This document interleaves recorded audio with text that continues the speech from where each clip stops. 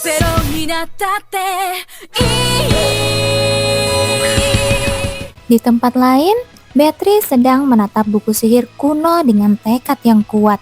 Api tidak bisa karena bisa membakar tempat ini. Air juga tidak bisa karena bisa membasahi segalanya. Dan angin akan membuat kekacauan. Jadi itu juga tidak boleh diwujudkan. Dia mencoba membekukan air di dalam ember, tapi tidak terjadi apa-apa. Apakah waktu itu hanya kebetulan? Pikirnya dengan kecewa. Beatrice adalah satu-satunya orang yang melihat serpihan ingatan di kamar Jubilian. Beatrice yakin bahwa pingsannya Jubilian ada hubungannya dengan sihir. Karena alasan itu, dia ingin belajar sihir agar bisa membantu Jubilian cepat bangun. Tetapi sihirnya masih belum terwujud. Seandainya saja ada seseorang yang bisa dimintai nasihat.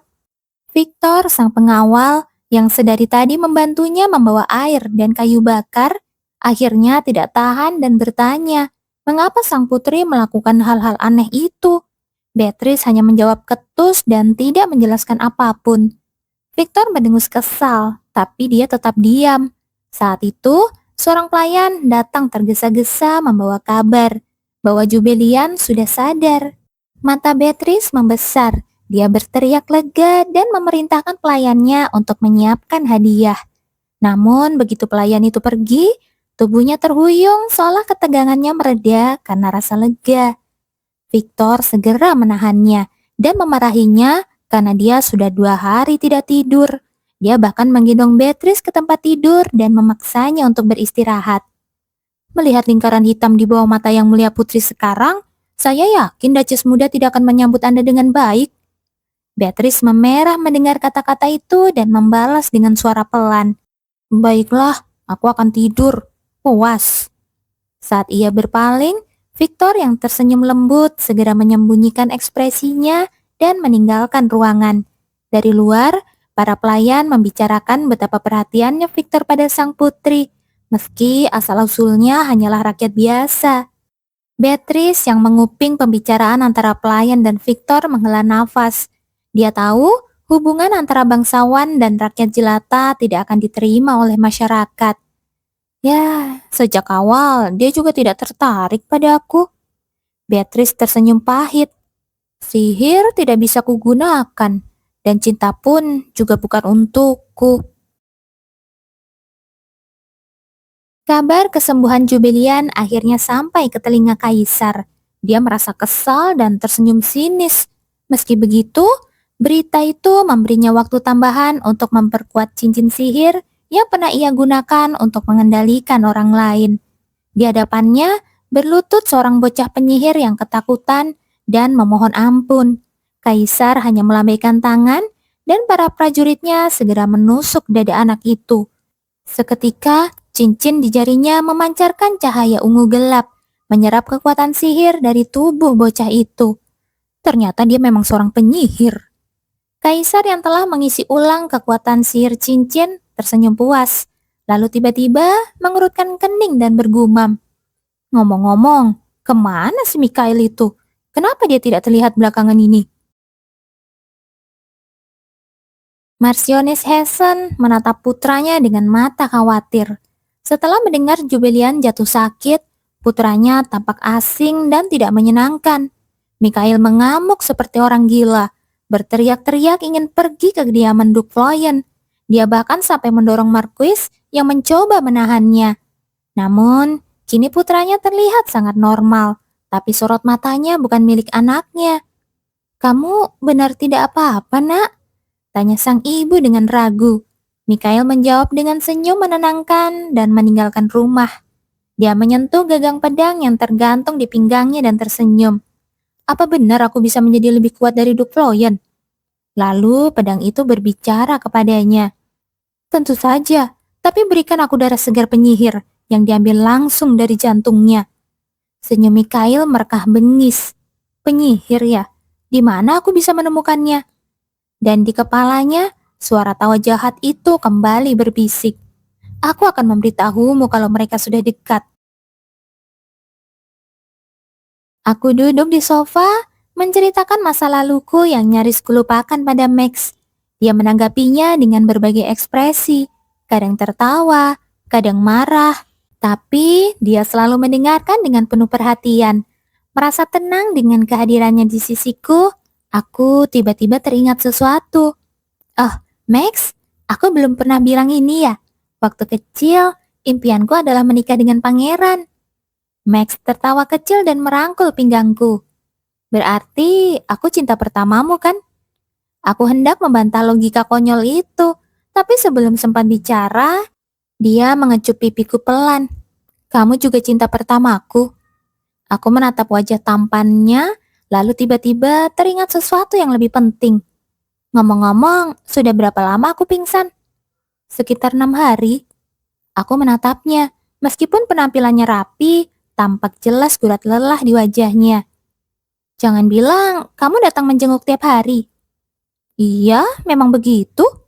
Mendengar jawaban yang keluar begitu saja, aku menghela napas. Berarti selama ini dia tidak mengurus tugas-tugasnya dengan benar. Meskipun saat ini dukungan Max meningkat, citranya masih lebih dekat dengan prajurit yang memimpin pasukan daripada sebagai kaisar berikutnya. Oleh karena itu, masih banyak orang yang mengejeknya secara rendah dengan sebutan pembantai tak berpendidikan yang berlumuran darah. Dia seharusnya memperbaiki citra itu dengan kerja keras dalam aspek administratif atau sisi lain dari dirinya. Bukan malah menghabiskan waktu menjaga orang sakit seperti ini. Tapi tetap saja, aku tidak bisa menyangkal betapa senangnya aku ketika membuka mata dan melihatnya di sisiku. Max tiba-tiba memelukku lagi, menatapku seolah menunggu pujian. Kamu hebat ya? Aku tertawa kecil, tapi di balik itu terlintas satu pikiran. Bagaimana ini? Jika aku membiarkannya pergi seperti ini, dia pasti akan kecewa. Tapi aku belum mandi selama 6 hari. Meskipun para pelayan mungkin sudah membersihkan tubuhku seadanya, aku tetap merasa tidak nyaman. Saat ia mulai mendekat dan berniat menciumku, aku buru-buru menutup bibirnya dengan tanganku. Kau pasti sangat kelelahan. Sekarang saatnya kau pulang kan? Wajahnya tampak kecewa, tapi aku tidak peduli. Ini bukan dongeng putri tidur, ini kenyataan. Dan setidaknya ada satu hal yang kulihat positif dari sikapnya.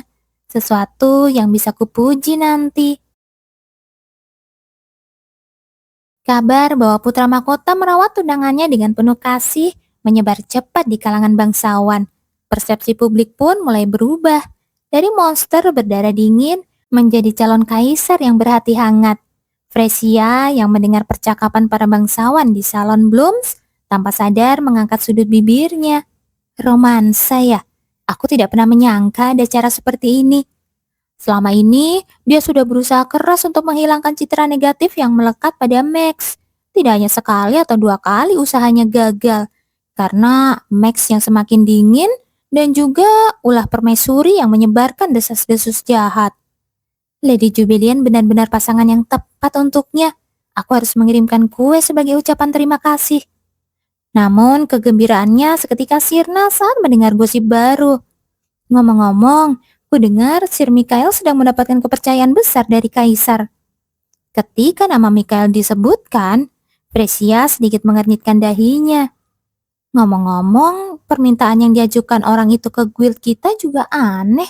Aku harus menyelidikinya lebih dalam. Max yang kembali ke istana mengerjakan tugas-tugas yang tertunda. Dia tidak berhenti menulis laporan, tapi pikirannya terus melayang ke satu hal, atau lebih tepatnya ke satu orang. Benar-benar keterlaluan, dia bahkan menolak ciumanku. Tapi rasa rindunya membuatnya bekerja lebih cepat, hingga Dennis menyapanya. Yang mulia, bagaimana kalau beristirahat sejenak? Max menjawab dengan kesal, pandangannya tetap tertuju pada dokumen. Aku sibuk, mana ada waktu untuk istirahat. Kau benar-benar bekerja keras ya? Mendengar itu, Max segera menoleh. Di ambang pintu berdiri Jubilian, mengenakan gaun kuning cerah, mirip seperti anak ayam. Wajahnya tampak segar dan matanya bercahaya. Jubilian?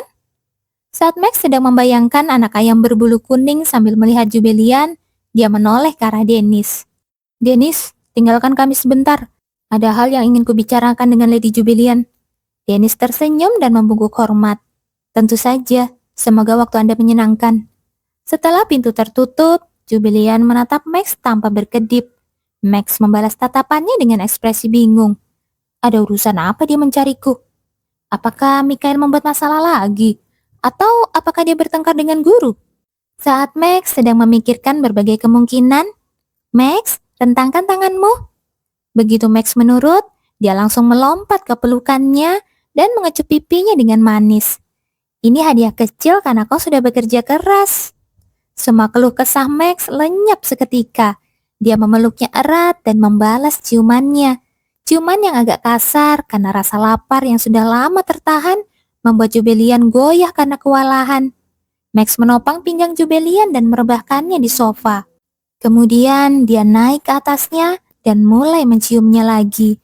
Itu lebih seperti cara pemangsa melahap mangsanya daripada ciuman. Saat akhirnya bibir mereka berpisah, Max membelai pipinya yang sedikit memerah dan berbisik. Bagaimana kau bisa memikirkan hal semanis ini? Jubilian tersenyum dan menatapnya dengan mata berkilat. Aku hebat kan? Tawa kecil pecah di antara mereka. Sebelum pergi, Jubilian tersenyum cerah dan berkata, aku akan sering datang, jadi kerjakan tugasmu dengan baik ya. Max mengangguk dengan semangat mendengar perkataannya. Tapi saat itu terdengar suara Dennis dari luar pintu. Yang mulia Kaisar memanggil Anda ke ruang kerjanya. Max menahan nafas saat menatap Jubilian. Dia tidak tega meninggalkannya, tapi juga tidak bisa melanggar perintah Kaisar. Membawanya ke ruang kerja Kaisar juga adalah tindakan gila. Lalu, sebuah ide bagus muncul di benak Max. Baiklah, aku akan memintanya untuk bersama Beatrice. Saat mencari keberadaan penyihir, Mikael mendengar sesuatu yang mencurigakan dari Radian dan memeriksa buku tamu. Dia menemukan catatan mereka di buku tamu kerajaan. Namun, nama-nama itu tiba-tiba menghilang. Jangan-jangan Kaisar melakukan sesuatu pada mereka. Mikael menuju ke kantor Kaisar untuk memancing informasi, untuk berjaga-jaga. Namun, sebelum sampai, langkahnya terhenti. Di ujung koridor, berdiri seseorang yang membuat darahnya mendidih. Putra mahkota. Kaisar juga menganggapnya duri dalam daging. Jadi jika aku membunuhnya sekarang... Saat Mikael hendak meletakkan tangannya di gagang pedangnya dengan pikiran seperti itu, sebaiknya jangan melawannya sekarang, karena keahlianmu masih seimbang dengannya. Mendengar peringatan dari pedangnya yang dingin, Mikael perlahan melepaskan tangannya. Benar juga, dia seorang transenden. Tapi karena kemampuan kami seimbang, berarti aku punya peluang menang. Aku pasti akan membunuhmu, Maximilian. Saat itu pedang itu berbicara lagi. Aku merasakan kekuatan sihir yang kuat di sana, sihir yang sangat menggiurkan. Jika kau mendapatkan kekuatan itu, kau akan bisa mengurus pemuda itu dengan mudah. Mendengar jawaban itu, Mikael melebarkan matanya dan menatap ke arah yang ditujukan pedang itu. Dekat istana putri. Saat Mikael bergegas menuju tempat itu, berhenti. Mendengar panggilan putra mahkota, Mikael mengepalkan tangannya dan menjawab dengan tenang. Saya rasa saya sudah memberikan salam. Urusan apa Anda memanggil saya? Meskipun sikapnya tidak sopan, selama status Mikael adalah kapten pengawal pribadi Kaisar, putra mahkota hanya bisa memberinya peringatan. Kau tahu aku bertunangan dengan Jubilian kan? Darahnya mendidih, tapi ini masih dalam perkiraan. Mikael berusaha menenangkan dirinya dan menjawab. Iya. Putra mahkota menyeringai jahat dan menatap Mikael. Bukankah ini kabar gembira? Kenapa tidak memberiku selamat? Mendengar itu, Mikael terang-terangan menunjukkan aura membunuhnya dan menatap Max. Menghadapi aura membunuh Mikael, Max menyeringai. Dia mencoba memancingnya untuk mendapatkan alasan untuk menyerangnya. Tetapi tidak seperti yang dia harapkan. Mikael segera meredam auranya. Selamat.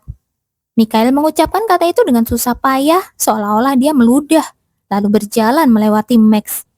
Max menatap punggungnya dan menyunggingkan senyum licik. Menarik, hari ini kau menunduk, tapi sampai kapan bisa begitu? Kaisar menyambut Max dengan senyum hangat, tapi Max hanya bisa melihat kebusukannya. Aku tahu dia itu sampah, tapi aku tidak menyangka separah ini. Sambil menahan jijik, Max menunduk dengan sopan. Sudah lama tidak berjumpa, Ayah. Kaisar turun dari tahtanya dan memeluknya penuh sandiwara. Pasti berat ya, kau sudah bekerja keras selama beberapa hari ini. Mengetahui bahwa tindakan ini pun hanyalah sandiwara yang diperhitungkan, Max merasa mual. Dia mempertahankan ekspresi wajahnya dan menjawab dengan tenang. Sama sekali tidak, tapi keperluan apa yang membuat ayah memanggil saya? Meskipun Kaisar berpura-pura mengkhawatirkan putranya, dia merasa marah dengan sikap Max yang kurang ajar. Namun, Kaisar segera tersenyum lembut sambil menatap putranya. Aku ingin membicarakan pernikahanmu. Kata yang tidak terduga itu keluar dari mulut Kaisar, membuat Max memicingkan matanya dan bertanya balik. Pernikahan? Iya, dengan putri keluarga Floyen, Lady Jubilian. Alih-alih gembira, Max justru menjadi waspada. Apalagi yang dia rencanakan? Seolah ingin meyakinkan putranya, Kaisar tertawa terbahak-bahak dan berkata, "Tidak perlu terburu-buru, kita bahas lagi nanti, setelah semuanya tenang."